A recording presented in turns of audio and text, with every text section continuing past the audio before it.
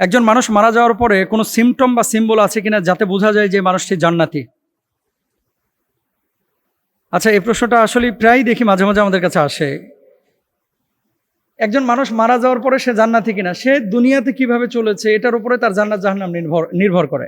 এখন মানুষটা যদি নামাজ পড়ে, মানুষটা যদি দিনদার হয়, মানুষটা যদি হারামখোর না হয়, মানুষটা যদি হালাল জীবনযাপন করে, অবশ্যই তো সে জান্নাতে যাবে, কোনো সন্দেহ নাই। বিলা শুবহাতে সে জান্নাতে যাবে।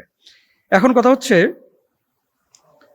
রাসূল আকরাম সাল্লাল্লাহু আলাইহি ওয়াসাল্লামের তারপরে কিছু হাদিস দেখা যায়, যে হাদিসগুলোতে বোঝা যায় যে মানুষটি জান্নাতি।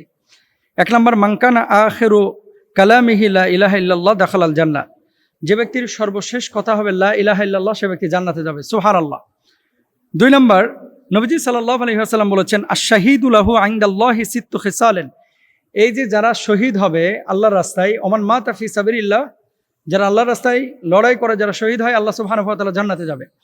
এখন কোনো মানুষ যদি শাহাদাতের অমীয় সুধা পান করে, তাহলে ধরে নিতে পারেন সে মানুষটা জান্নাতি। রোড অ্যাক্সিডেন্টে মারা গেলে তাদেরকে হুকমান শাহাদাতের মর্যাদা দেওয়া হয়।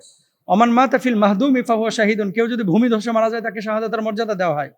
কেউ যদি প্লেগে মারা যায়, তাহলে তাকে শাহাদাতের মর্যাদা দেওয়া হয়। কেউ যদি সন্তান জন্মদানের সময়, ডেলিভারির সময় মারা যায়, তাকে শাহাদাতের মর্যাদা দেওয়া হয়। এখন এই ধরনের মৃত্যু, আগুনে, ওমান মাতা ফিল গারিকি ফাহুয়া শাহিদুন, কেউ পানিতে ডুবে মারা গিয়েছে, তাকে শাহাদাতের মর্যাদা দেওয়া হয়। এখন এই আলামতগুলো থেকে বোঝা যায় যে মানুষটা জান্নাতি, যদি এই তরিকায় কেউ মারা যায় বা এই পদ্ধতিতে কেউ দুনিয়া থেকে বিদায় নেয়। কিন্তু গ্যারেন্টি তো আর কেউ দিতে পারবে না। নবীজি সাল্লাল্লাহু আলাইহি ওয়াসাল্লামের হাদিস থেকে বোঝা যায়। এরপর আল্লাহ নবী বলেছেন আরো কিছু আলামত। কোনো ব্যক্তি মারা যাওয়ার পরে যদি তার মুখমণ্ডল উজ্জ্বল থাকে, জানতে হবে লোকটা সুসংবাদ পেয়ে মারা গিয়েছেন এবং এই মানুষটা জান্নাতি। মৃত ব্যক্তির কপাল যদি ঘর্মাক্ত হয়, কপাল, তাহলে জেনে নিতে হবে লোকটা জান্নাতি ইনশাআল্লাহ।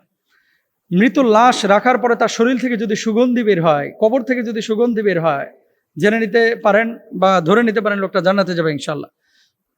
মরার আগে অনেক মানুষ দেখবেন লা ইলাহা ইল্লাল্লাহ, লা ইলাহা ইল্লাল্লাহ, ইল্লাল্লাহ ইল্লাল্লাহ ইল্লাল্লাহ ইল্লাল্লাহ, আল্লাহ আল্লাহ আল্লাহ আল্লাহ, লা ইলাহা ইল্লাল্লাহ, ইন্না লিল্লাহ, এরকম বলে মরে, ধরে নেবেন লোকটা জান্নাতি, সুবহানাল্লাহ। এবং কোনো মানুষ যদি জুমার রাত্রে মারা যায় বা জুমার দিনে মারা যায়, অর্থাৎ বৃহস্পতিবার সন্ধ্যা থেকে নিয়ে শুক্রবার সন্ধ্যার মধ্যে, এই সময় যদি কোনো মানুষ মারা যায়, তাহলে জেনে নিতে হবে লোকটা জান্নাতি।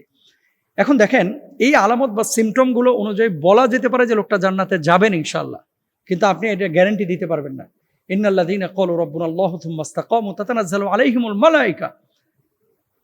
যদি ইস্তেকামতের সাথে আপনি দিনের উপরে অবিচল থাকেন, এমত অবস্থায় যদি আপনি মারা যান, সাদা শুভ্র পোশাক পরিহিত ফেরেশতারা ওই ব্যক্তির কাছে আসে, জান্নাতের নাজ নিয়ামত তার সামনে ধরে, এবং এই নাজ নিয়ামত ধরার পরে লোকটা সেদিকে তাকায় থাকে।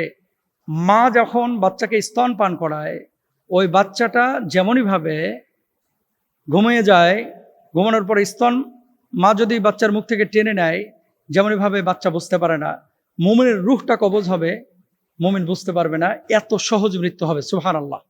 তবে হ্যাঁ, কখনো কখনো মৃত্যুর সময় আল্লাহ তাআলা কষ্ট দেন। কেন? আখিরাতের আযাব লাঘবের জন্য। এজন্য কারো মৃত্যু কষ্টের সাথে হয়েছে, ধরে নেবেন না সে লোকটা জাহান্নামী, বরঞ্চ আল্লাহ তাআলা তাকে শাস্তি দিয়ে আবার জান্নাতে দিবেন। আর মনে রাখবেন, যে ব্যক্তি একবার কালিমা পড়েছে, মান ক্বালা লা ইলাহা ইল্লাল্লাহ ফাদাখালাল জান্নাহ, জীবনে একবার যে কালিমা পড়েছে, আল্লাহ, আল্লাহ নবীকে, আখিরাতকে, কোরআনকে, ফেরেশতাকে বিশ্বাস করেছে, কোনো না কোনো দিন জান্নাতে যাবেই যাবে ইনশাআল্লাহ। আল্লাহ তৌফিক দান করুন।